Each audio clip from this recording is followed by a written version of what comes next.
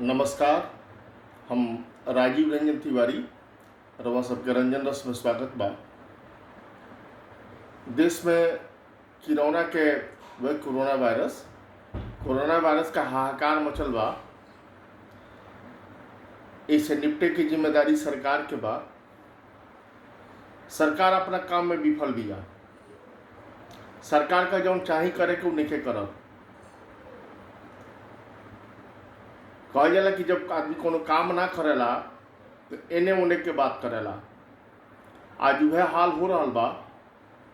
सरकार का जौन करे के चाहे वो सरकार नइखे करत। आ एने ओने के काम होता, फालतू वाला काम जौन के जरूरत नइखे।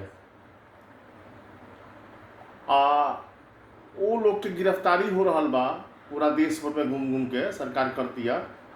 हर राज्य में जौना जौना राज्य में खास करके भाजपा के सरकार बा जे कहता कि कोरोना में सरकार बढ़िया काम नहीं करत। उन्हा लोग के गिरफ्तारी हो रहा बा। विपक्ष के बात नहीं मानल जा। विपक्ष मजदूर लोग खातिर, गरीब लोग खातिर परेशान बा। ओकरा के ई कह के उल्हा बना दिया जाता कि लोग राजनीति करता। दिक्कत ई बाटे कि विपक्ष जो कहता वो करे के नहीं, सरकार अपने करी ना। कौनी में देश के काम हो जाए, कौनी में देश चलिए, एक बारे में बुझला के काम बा। पहली बात। दूसरी बात ही कि जौना गुजरात मॉडल के बड़ा शोर भई रहे 2014 के चुनाव से पहले, याद हो रहा सबका ना चर्चा होता रहे गुजरात मॉडल ये सब याद रहे कि पूरा दुनिया में गुजरात जैसा कोनो राज्य नहीं है। वही गुजरात टाइप के पूरा देश के बनावे के प्लान हुए रहे। वो गुजरात में वेंटिलेटर घोटाला के कुल चर्चा हो रहा बा। वो जा भाजपा के सरकार बा आ वही जाके रहे वाला है प्रधानमंत्री जी, गृह मंत्री जी, सब लोग वही जाके ह। बहुत बड़ा राज्य बा गुजरात, बड़ा नामी राज्य ह। वेंटिलेटर के घोटाला हो गई बा। कहल जा रहा बा जे नकली वेंटिलेटर हो जाके मुख्यमंत्री के जानकारी में कुल अस्पतालों में भेजल गई बा।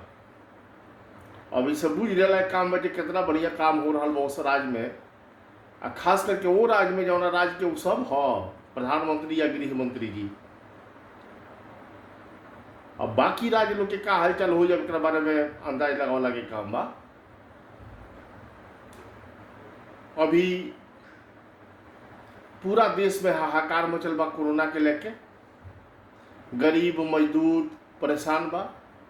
लगातार लोग के नौकरी जा रहा बा, पॉकेट में पैसा नहीं है, भूखमरी की स्थिति बा। ए पर कोनो ठोस कदम नहीं उठावल जा। खाली एने ओने के बात करी जाता ताकि लोग भूलियाइल रहो। हमरा यह कहे के बाकी भूलियाइला के काम नहीं है। ये लोग जौन करता ओइ पर नजर रखला के काम बा। बहुत बहुत धन्यवाद रहो सबके। हमार वीडियो देखत रही आ लाइक शेयर सब्सक्राइब करी सबे। आ सरकार के काम काज के नोट कैला के जरूरत बा। नमस्कार।